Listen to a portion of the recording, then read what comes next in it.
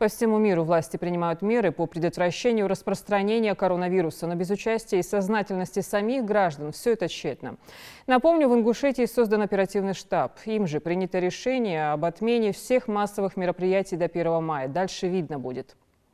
Ну а Минздравом региона создана круглосуточная горячая линия, где специалисты расскажут о симптомах и профилактике инфекции. Также разъяснят, как действовать при первых признаках недомогания. Телефон на экране. Продолжит тему Диана Дударова. Самая обсуждаемая и вместе с тем таинственная тема последние месяцы – китайский коронавирус, который с большим размахом шагает по всему миру, охватывая все новые и новые территории. Еще пару месяцев назад большинство россиян даже не допускали вероятности появления вируса у нас в стране. Однако в России уже 45 случаев заражения. Сейчас люди мониторят всевозможные информационные площадки в поисках ответа на вопрос, как не заразиться. Скупают антисептики, защитные маски, в которых, кстати, сейчас чувствуется острый дефицит. Заразиться коронавирусом несложно. Распространяется он при контакте с заболевшим. Кроме того, риск занести инфекцию увеличивается, если вы трогаете загрязненные поверхности. По симптомам коронавирус сложно отличить от острой респираторной инфекции. Волнения у жителей Ингушетии из-за нового вируса COVID-2019 усиливаются. Особенно после вестей о том, что недуг уже охватил Закавказье. Боимся, да. А кто ее не боится? Конечно, боимся. Еще как боимся. День 5-6 раз бережки давить, тасками хотел. Чего бояться, старый уже? Как Всевышний сделает, так и будет.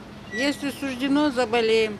Не суждено, будем здоровы. Как правильно выстроить стратегию борьбы с коронавирусом и какие меры профилактики просто необходимы, напоминает Всемирная организация здравоохранения. В первую очередь регулярно и тщательно мыть руки с мылом. Это убьет вирус на коже. По возможности не трогайте руками глаза, нос и рот. Касаясь многих поверхностей, на которых может присутствовать вирус, велика вероятность переноса его таким образом в организм. Коронавирус, он вообще внутриклеточный вирус. Он сам не живет в организме, он проникает в нашу клетку и уже там начинает хулиганить. Особенно в клетках легких. И поэтому происходит, так сказать, обтурация легких, называется такое мокрое легкое появляется. И легкое не обогащает кровь кислородом. Также советуют защищать органы дыхания. В этом помогут медицинские маски, как одноразовые, так и многократного пользования. Но обязательно должны хорошо прилегать к носу и рту и не оставлять зазоров. Кстати, в какой-то период покупать медицинские маски в стране было не совсем выгодно. Так, по результатам мониторинга цен ФАС, стоимость на этого вида защиты в период с 3 по 10 марта в Ингушетии снизилась на 45% до 3 рублей. Но людей в масках на улицах встретить сложно. Маски носить надо. В России это нужно носить, потому что у нас в 38 субъектах Российской Федерации превышен порог. Особенно это нужно носить работникам торговли, работникам общественного транспорта, особенно метрополитена. Приехали с работы домой, обязательно салфетки с содержанием дезинфицирующих средств. Вирусы не очень устойчивы, но если мы будем пальцами своими вокруг рта вот так вот, а еще и кусать иногда, бывает такое, да, то мы как раз организуем себя самозаражение. Советуют соблюдать и дистанцию в общественных местах на расстоянии как минимум на 1 метр от людей, особенно если у них кашель, насморк и повышенная температура. Также важно соблюдать правила респираторной гигиены. При кашле и чихании прикрываться сгибом локтя или салфеткой, а сразу после выкинуть ее и обработать руки спиртосодержащим антисептиком. Минздрав рекомендует вести здоровый образ жизни. И хотя многие говорят, что алкоголь может защитить от влияния коронавируса, медики предупреждают, большие дозы алкоголя могут лишь снизить иммунитет. Жители Ингушетии считают, что необходимо придерживаться хотя бы основных методов защиты для всеобщего блага. А также в народе советуют и другие методы борьбы с вирусами. Например, успеть приобрести черемшу, пока еще доступно на рынке, есть побольше чеснока. Я ставлю на стол черемшу. Она своеобразным запахом исходит. И вот остерегаясь коронавируса. Лурив дар дық қафа құтывен. Лурив дар марқадын. Лур сом ерге луриш. Кильгиш был приучить деться, биршит. Завтрак, правильный завтрак, обед, ужин. С антибиотики, здесь шейхандах. Шедиди здесь хандах. Хаюлж ми каждый хам. Я дуа делаю. Мухаммад пророк, саллаллаху алейхи вассалям, А вот гигиена, как ну, гигиена, руки моем, То есть уже моете почаще? почаще, да, арчи мовенч, она. Так в сырую ем, вареную в черемшу. Ну, помогает мне нормально. И чеснок, лук. Вроде ничего нет.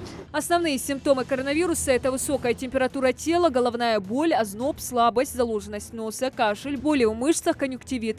В некоторых случаях тошнота, рвота. Но очень часто инкубационный период может продолжаться до 2 недель. При подозрении, конечно, лучше сразу вызвать врача. Только профессиональный медработник сможет правильно поставить диагноз и назначить лечение. При этом важно ограничить контакт с близкими, если не хотите подвергать их опасности.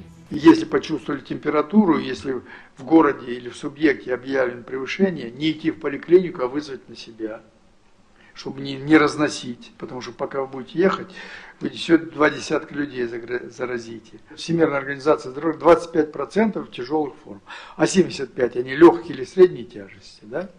И если не будет нашего с вами сознания, вот все говорят про коронавирус, а у меня температура поднялась. А да, это ерунда, это не мое, я буду ходить, я буду всех заражать, понимаете? Люди, которые не реагируют температурой на грипп, да? Вот он ходит, ну что-то его ломает, но вроде температуры нет, вроде.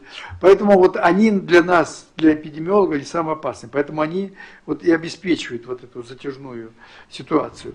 Всемирная организация здравоохранения официально признала коронавирус пандемией. В настоящий момент в Китае зарегистрированы более 80 тысяч подтвержденных случаев заболевания. Число заражений во всем мире составляет более 126 тысяч.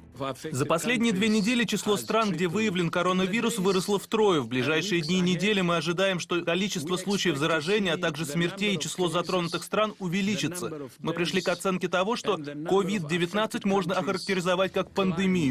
В регионах России ввели запрет на массовые мероприятия. Отменяются фестивали, форумы и гастроли. В Липецке закрыли все школы на карантин. Аэрофлот ввел самые масштабные ограничения на полеты в Европу. Приостанавливаются рейсы из Москвы в некоторые города Испании, Франции, Германии, а также в Италию. Оставят только чартерные рейсы для возвращения из этих стран наших туристов. Ростуризм рекомендует воздержаться от поездок в Южную Корею и целый ряд ближневосточных стран – Саудовскую Аравию, Арабские Эмираты и Катар. При этом ограничительные меры в России мягче, чем в Европе. Норвегия отменила учения НАТО для 15 тысяч военных. В Чехии запретили мероприятия, где собираются более 100 человек. В Берлине больше 1000.